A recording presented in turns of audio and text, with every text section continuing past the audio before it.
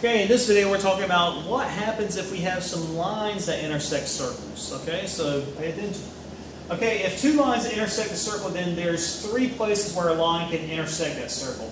Two lines can intersect the circle actually at one place on the circle. They could intersect at one place inside the circle, or they could intersect outside the circle. So we have three possibilities.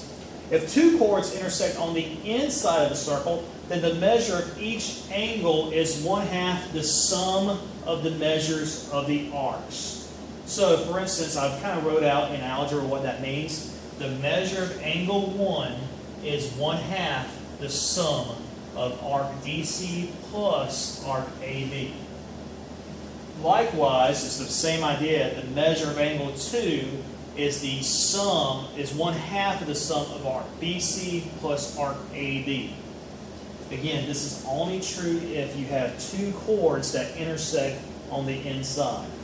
Okay, so now let's do an example of that. In example 27, we want to find the value of x. So we want to find the measure of this angle. Well, we just said if we have two chords that intersect on the inside of a circle, then the measure of the angle is 1/2 the sum of the two arcs. So, based on this picture, we have x is equal to 1/2 the sum of the measure of the two arcs. So, 106 plus 174. That's just a rule. Okay? Every time you have two chords intersect on the inside of a circle, the angle is always 1/2 the sum of the two arcs. So now I'm just going to use my calculator, type it in exactly the way it looks. Before I do that, though, I need to remember that this fraction must be entered inside parentheses. Figure out what the angle x is.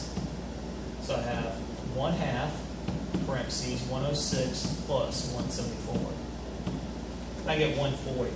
So that means for this particular problem, the angle x is 140.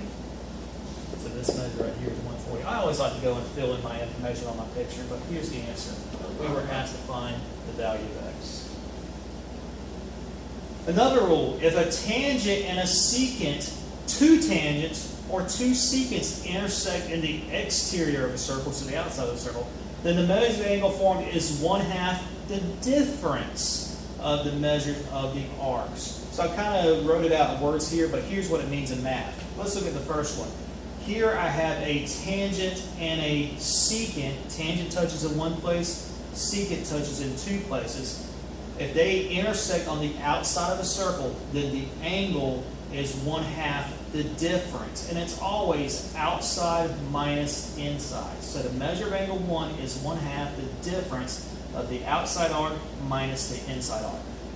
Same thing happening here. I have two tangents that intersect on the outside. So what it tells me, as soon as I know that, is that the measure of angle 2 is 1/2 the difference of the outside arc minus the inside arc. And the same thing with problem 3. I have two secants, they each touch in two places, intersect on the outside of the circle, so I know that angle 3 its measure is 1/2 the difference of the outside arc minus the inside arc. Okay, so we want to find the value of x in each of these two examples, example 28a and example 28b. All right, well, let's look at what we got. First off, I have a secant. It touches in two places, and a tangent. They intersect on the outside of the circle, so I can apply that rule that we just talked about above.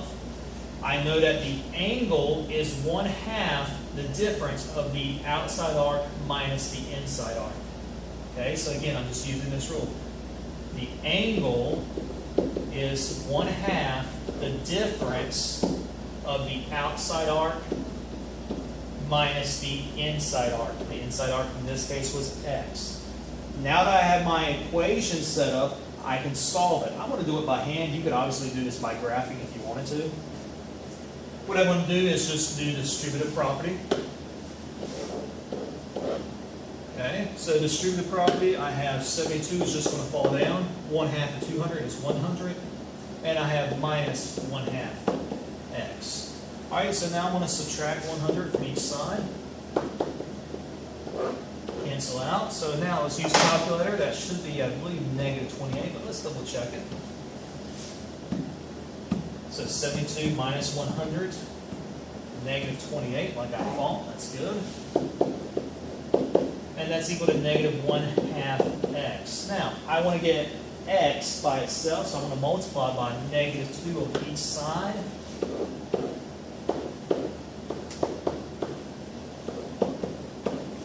The negative 2 and negative 2 is going to cancel out. Negative and negative is going to cancel out, and 2 times 28 is 56. You can use your calculator if you like, but I know I'm right there, so x equals 56, and that's what I was asked to find. Again, I like to fill my picture, so I know that measurement right there is 56. Let's look at example 28b now. Here in example 28b, I have two tangents. I know they're tangents because they touch a circle in one point each, and they intersect on the outside of the circle. Since I have two tangents that intersect on the outside of the circle, then I know that the angle is 1/2 the difference of the outside arc minus the inside arc. Well, before I can do anything, I need to figure out what my outside arc is. Arc NLN. Well, I'm told that the inside arc is 92, and that I also know that the total circle is 360. So what I'm going to do to find this outside arc is I'm going to say 360 minus 92, and whatever that is. So 360 minus 92, I'm going to use my calculator. Just help out real quick. It's 268.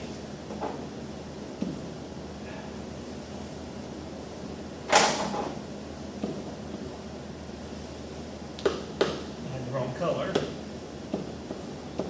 So this arc right here is 268. So now again, since I have two tangents intersect on the outside of a circle, I know that the angle, in this case that's x, is 1/2 the difference of the outside arc, so 268, minus the inside arc, 92.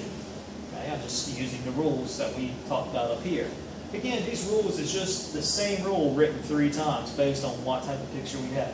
But it's the same rule, so don't be confused. Now I just want to type this in my calculator exactly the way it looks. What I need to remember though is that this fraction needs to be in parentheses when I do type it in. So let's use our calculator real quick. So I have 1/2 times 268 minus 92. And I get 88. So in this picture, x equals 88. Again, I like to fill my pictures, so 88 we go here.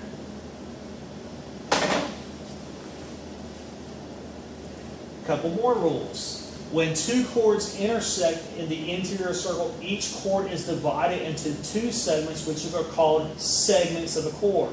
And if two segments intersect in this interior circle, then the product of the lengths of the segments of one chord is equal to the product of the lengths of the segments of the other chord.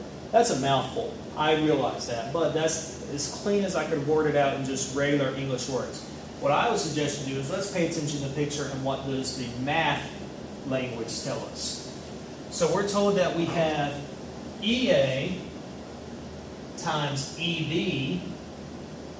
So these two pieces, if I multiply those two lengths together, then it's going to be equal to if I multiplied CE times ED.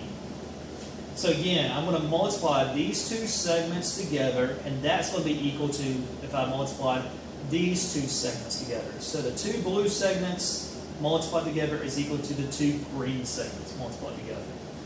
Okay? Let's do an example. Example 29. We're told that chords ST and PQ intersect inside the circle. Well, that's pretty obvious based on the picture. We want to find the value of x.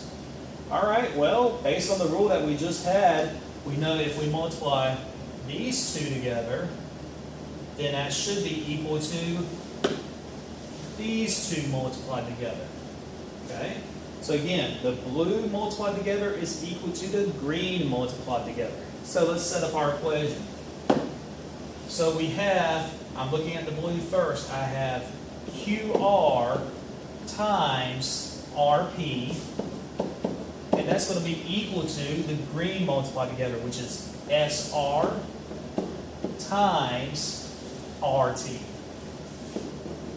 As soon as I have my equation set up, I'm going to start plugging in my numbers, which is given to me on the picture. Alright, so I know in blue that QR is 9 times RP, which is X. That's going to be equal to my green, which SR was 3 times RT, which was 6.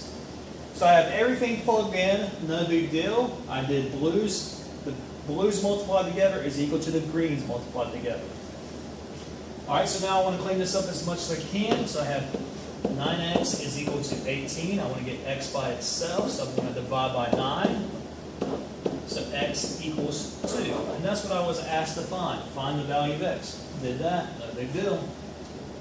And that's it for this video. So again, we had a lot of rules. Some of the rules were written multiple different ways based on what type of picture we had, but it was the exact same rule. It's just going to take time. It's going to take practice. I know you might feel a little overwhelmed, but please just practice, practice, practice. And as always, get some help from a neighbor, get some help from a friend, or get some help from me. And then watch these videos again multiple times if you need to, okay? And then you'll get it. I promise you will.